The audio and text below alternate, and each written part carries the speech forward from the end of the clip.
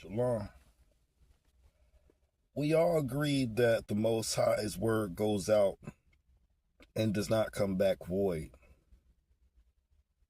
Yet, when a Torah keeper tells a person why they keep the Torah, they'll tell you, salvation is not found in the Old Testament. Neither is grace. Even though the Most High already said his word shall not go out and come back void. Meaning salvation is found in the so-called Old Testament or the Torah or the Tanakh. That's why he gave it for us to keep, so that we can find salvation.